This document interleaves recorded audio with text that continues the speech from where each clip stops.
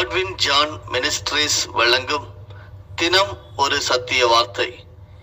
இந்த ஆடியோ நிகழ்ச்சிக்கு உங்களை அன்புடன் வரவேற்கிறோம்.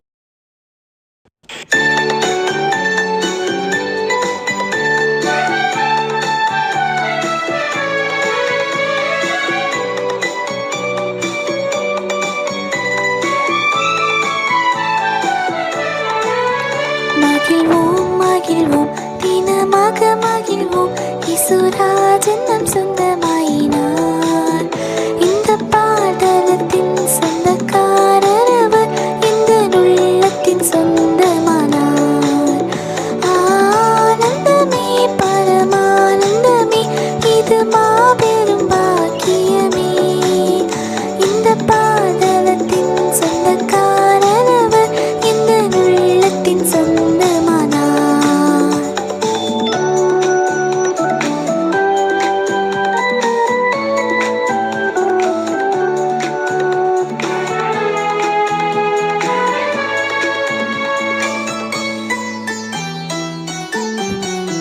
சின்னஞ்சிறு வயதில் என்னை குறித்து விட்டார், தூரம் போயினும் கண்டு கொண்டார். தமது ஜீவனை எனக்கும் அளித்து ஜீவன் பெற்றுக்கொள் என்று உரைத்தார். ஆனந்தமே பரமானந்தமே, இது மாபெரும் பாக்கியமே. இந்த பாதலத்தின் சொந்தக்காரர் அவர், இந்த உள்ளத்தின் சொந்தமானார்.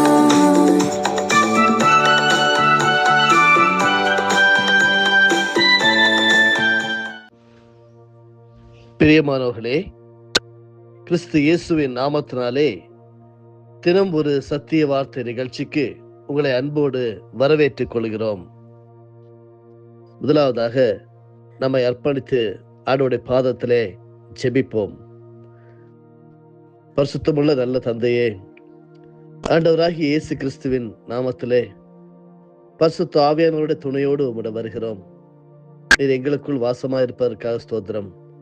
இந்த புதிய நாள் புதிய சிந்தைகளோடு, உற்சாகங்களோடு, மன மகிழ்ச்சியோடு இந்த நாளை எதிர்கொள்ள கர்த்தர் தந்திருக்கிற எல்லா விதமான நல்ல சூழ்நிலைகளுக்காக உமக்கு ஸ்தோத்திரம்.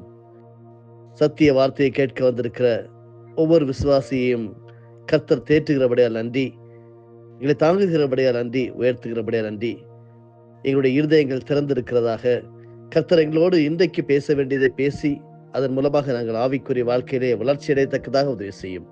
இயேசு மீட்பர் மூலமே ஜெபிக்கிறேன் பிதாவே, ஆமென்.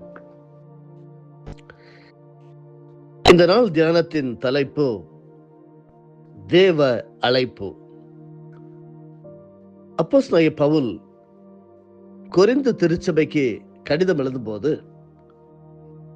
1 கொரிந்தியர் 7வது அதிகாரத்தின் 24வது வசனத்திலே சொல்லுகிறார், சகோதரரே, அவனவன் தான் அழைக்கப்பட்ட நிலைமையிலே தேவனுக்கு முன்பாக நிலைத்திருக்க கடவன். இன்றைக்கு அநேக விசுவாசிகளுக்கு இருக்கக்கூடிய ஒரு கேள்வி, என்னை தேவன் ஊழியத்திற்கு அழைத்திருக்கிறாரா? நான் தேவனுடைய ராஜ்யத்தை கற்ற பங்குள்ளவனாக இருக்கிறேனா? அது எப்படி எனக்கு உணர்த்தப்படும், எப்படி எனக்கு தெரியும் என்றெல்லாம் கேள்விகளோடு வாழ்க்கையை நடத்துகிறதை பார்க்கிறோம். அது ஒரு நல்ல எண்ணம் தான். எப்படியாவது தேவன் என்னை ஆசீர்வதித்திருக்கிறார், நான் அவருக்கு ஏதாவது செய்ய வேண்டும் என்கிற ஒரு நல்ல எண்ணம். இந்த பாதையிலே அநேக உடைந்து போகக்கூடிய சூழ்நிலைகள் கூட இருக்கிறது. அதே போன்று உருவாக்கக்கூடிய சூழ்நிலைகளும் இருக்கிறது. நாம் தேவன் நம்மை எந்த நிலைமையில அழைத்தாரோ அந்த நிலைமையில இருக்க வேண்டும் என்று இன்றைக்கு நமக்கு கற்றுத்தரப்படுகிறது. அதைதான் 1 கொரிந்தியர் 7 வசனம் 20 கூட அவனவன் தான் அழைக்கப்பட்ட நிலைமையிலேயே நிலைத்திருக்க கடவன் என்று எழுதப்பட்டிருக்கிறது. வேதாகம பகுதியாக 1 கொரிந்தியர் 7 வசனங்கள் 17 முதல் 28 வரையிலும் கவனிப்போமா? தேவன் அவனவனுக்கு பகிர்ந்தது எப்படியோ, கர்த்தர் அவனவனை அழைத்தது எப்படியோ, அப்படியே அவனவன் நடக்க கடவன். எல்லா சபைகளிலேயும் இப்படியே திட்டம் பண்ணுகிறேன். ஒருவன் விருத்த சேதனம் பெற்றவனாய் அழைக்கப்பட்டிருந்தால் விருத்த சேதனம் இல்லாதவனாய் இருக்க வகை தேடானாக. ஒருவன் விருத்த சேதனம் இல்லாதவனாய் அழைக்கப்பட்டிருந்தால் விருத்த சேதனம் பெறாதிருப்பானாக. விருத்த சேதனமும் ஒன்றுமில்லை, விருத்த சேதனம் இல்லாமையும் ஒன்றுமில்லை. தேவனுடைய கற்பனைகளை கை கொள்கிறதே காரியம். அவனவன் தான் அழைக்கப்பட்ட நிலைமையிலேயே நிலைத்திருக்க கடவன். அடிமையாய் நீ அழைக்கப்பட்டிருந்தால் கவலைப்படாதே. நீ சுவாதீனனாக கூடுமானால் அதை நலம் என்று அனுசரித்துக் கொள். கர்த்தருக்குள் அழைக்கப்பட்ட அடிமையானவன் கர்த்தருடைய சுவாதீனாய் இருக்கிறான். அப்படியே அழைக்கப்பட்ட சுயாதீனன் கிறிஸ்துவனுடைய அடிமையாயிருக்கிறான். நீங்கள் கிரயத்துக்கு கொல்லப்பட்டீர்கள், மனுஷருக்கு அடிமைகள் ஆகாதிருங்கள். சகோதரரே, அவரவன் தான் அழைக்கப்பட்ட நிலைமையிலேயே தேவனுக்கு முன்பாக நிறைத்திருக்க கடவன். அன்றியும் கன்னிகைகளை குறித்து கர்த்தரால் எனக்கு கட்டளை இல்லை, ஆகிலும் நான் உண்மை உள்ளவராய் இருக்கிறதற்கு கர்த்தரால் இரக்கம் பெற்று என் அபிப்பிராயத்தை தெரியப்படுத்துகிறேன். அது என்னவெனில், இப்பொழுது உண்டாயிருக்கிற துன்பத்து நிமித்தம் விவாகம் இல்லாதிருக்கிறது மனுஷனுக்கு நலமாயிருக்கும் என்று எண்ணுகிறேன். நீ மனைவியோட கட்டப்பட்டிருந்தால் அவிழ்க்கப்பட வகை தேடாதே. நீ மனைவி இல்லாதவனாயிருந்தால் மனைவியை தேடாதே. நீ விவாகம் பண்ணினாலும் பாவம் அல்ல, கன்னிகை விவாகம் பண்ணினாலும் பாவம் அல்ல. ஆகிலும் அப்படிப்பட்டவர்கள் சரீரத்திலே உபத்திரவப்படுவார்கள். அதற்கு நீங்கள் தப்ப வேண்டும் என்றிருக்கிறேன். நேரம் கிடைக்கும் போது 1 கொரிந்தியர் 7வது அதிகாரம் முழுமையிலும் நீங்கள் படித்து பார்க்க வேண்டும். தேவனுடைய அழைப்பு ஒவ்வொருவருக்கும் வித்தியாசமானது. ஆகிலும் எல்லா ஜனங்களும் இதை கேட்டுக்கொண்டிருக்கிற எல்லாருமே நாம் புரிந்து கொள்ள வேண்டிய காரியம் என்னவென்றால், 1 கொரிந்தியர் 7:23 சொல்லப்பட்டிருக்கிற வசனம், நீங்கள் கிரயத்துக்கு கொல்லப்பட்டீர்கள். 1 கொரிந்தியர் 6:20 கிரயத்துக்கு கொல்லப்பட்டீர்களே, ஆகையால் தேவனுக்கு உடையவைகளாகிய உங்கள் சரீரத்தினாலும் உங்கள் ஆவினாலும் தேவனை மகிமைப்படுத்துங்கள் என்று எழுதப்பட்டிருக்கிறது. இது எல்லாருக்கும் செய்ய வேண்டிய ஒரு கடமை. கிறிஸ்தவ பாதையிலே நடந்து வரக்கூடிய தேவ அழைப்பை பெற்றவர்கள் எல்லாரும் செய்ய வேண்டிய காரியம், நாம் கிரயத்துக்கு கொல்லப்பட்டோம் என்கிறதை முழுமையாக நம்ப வேண்டும். நாம் இந்த உலக தோற்றத்திற்கு முன்னே அவராலே தெரிந்து கொள்ளப்பட்டுள்ளோம். தாயின் கருவிலே நாம் உருவாகும் முன்னே நம்மை அவர் முன்குறித்திருக்கிறார். என்னென்ன நோக்கத்திற்காக இந்த உலகத்திலே நாம் அழைக்கப்பட்டோமோ அதுதான் நடந்து கொண்டிருக்கிறது என்கிறதை நாம் அறிந்து கொள்ள வேண்டும். இதிலே குழப்பம் இருக்கக்கூடாது. அருமையானவர்களே, ஒரு ஊழியக்காரருடைய சாட்சியை படிக்க முடிந்தது உங்களோடு பகிர்ந்து கொள்ள விரும்புகிறேன். அவர் சொல்லி இருக்கிறார், நன்றாக இன்றைக்கும் இந்திய தேசத்திலே தமிழ்நாட்டிலே ஊழியம் செய்து கொண்டிருக்கக்கூடிய ஒரு பிரபல ஊழியக்காரர், என் இள வயதின் நாட்களில் நான் பெரிய பணக்காரனாக வேண்டும், பெரிய அரசியல்வாதியாக மாற வேண்டும் என்றெல்லாம் கனவுகள் வைத்திருந்தேன். அந்த கனவுகள் நிறைவேறும் விதமாக திட்டமிட்டேன். என் திட்டங்கள் நிறைவேறும் என்று முழுமையாக நம்புவதற்கு ஏற்றபடி சாதகமாக காரியங்கள் நிகழ ஆரம்பித்தது. ஆனால் மிக விரைவில் என் திட்டங்கள் யாவும் தவிடு பொடியாகி வாழ்வதற்கே கடுமையாக போராட வேண்டிய நிலை ஏற்பட்டது. இனி வாழ்வு இல்லை என்று எண்ணத்தக்க விதமான ஒரு நிலைமையில் இயேசுவை ஏற்றுக்கொண்டு புது நம்பிக்கை பெற்றேன். மீண்டும் திட்டமிட ஆரம்பித்தேன்.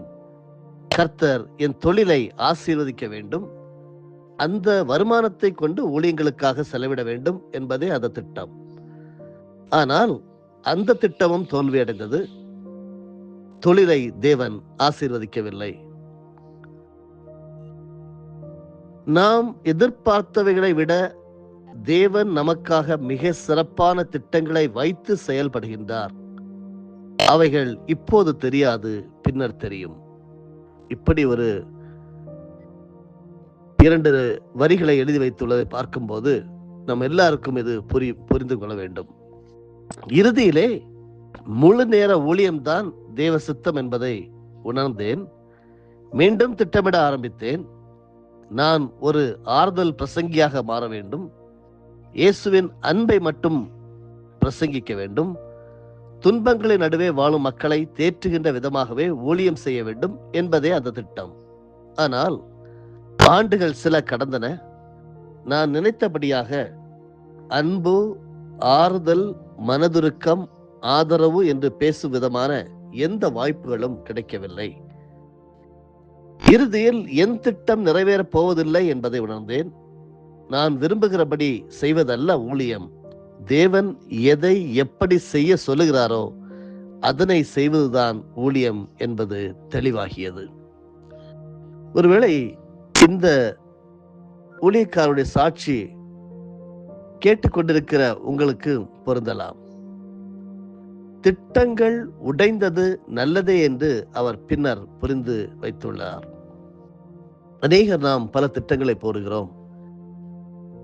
வெளிநாடுகளுக்கு சென்று சம்பாதிக்க வேண்டும், அல்லது அரசியல்வாதிகளோடு ஒன்றிணைந்து சில காரியங்களை செய்ய வேண்டும், என் வீட்டிலேயே இருந்து கொண்டு பல காரியங்களை என்னுடைய வாழ்க்கைக்கு நான் திட்டம் செய்ய வேண்டும் என்றெல்லாம் நான் நினைப்பது தவறல்ல.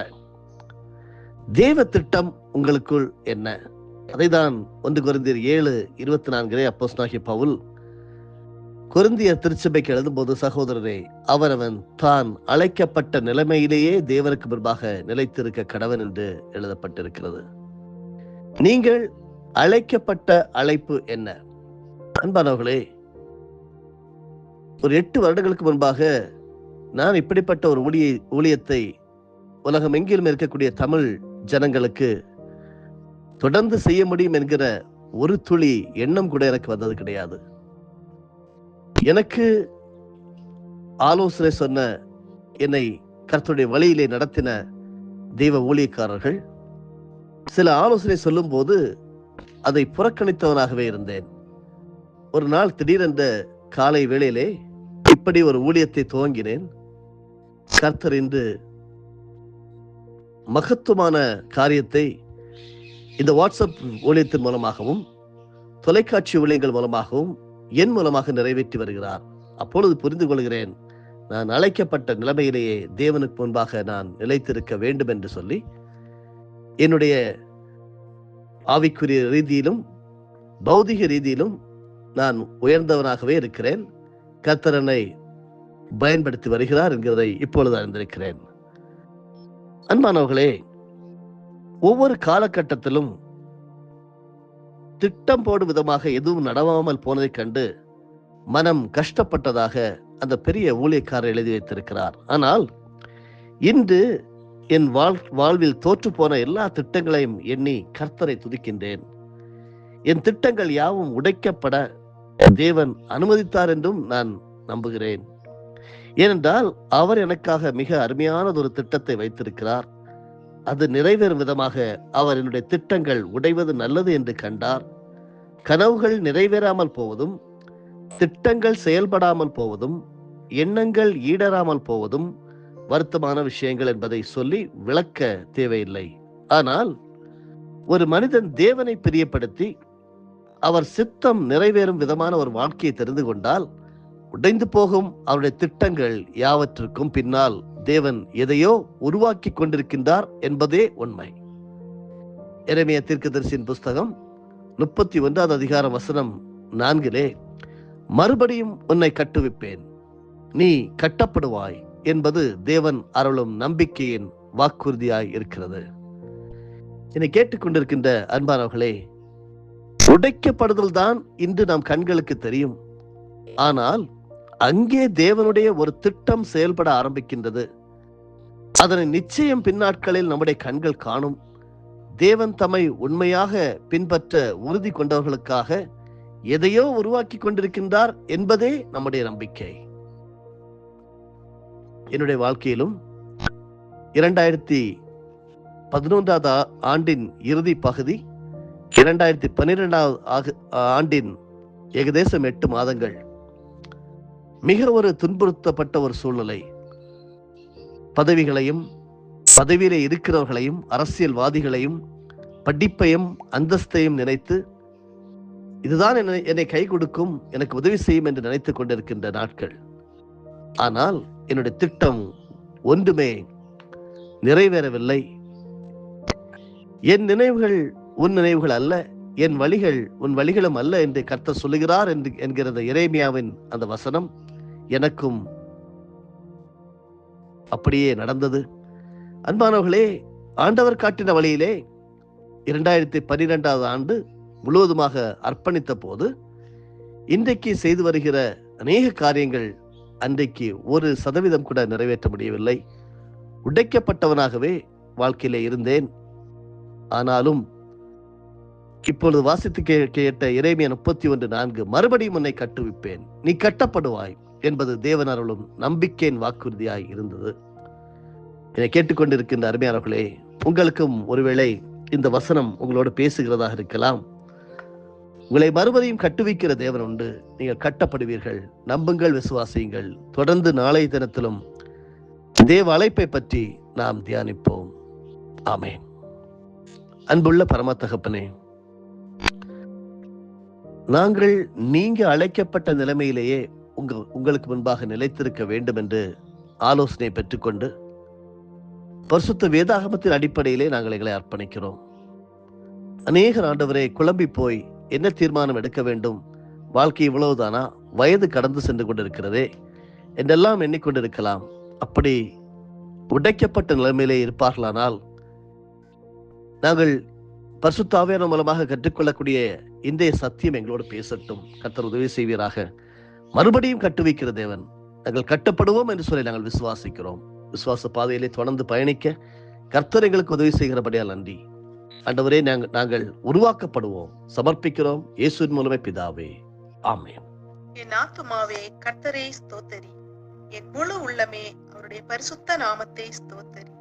என் ஆத்துமாவே கர்த்தரை ஸ்தோத்தரி, கர்த்தர் செய்த சகல உபகாரங்களையும் மறவாதே. ஆமென்.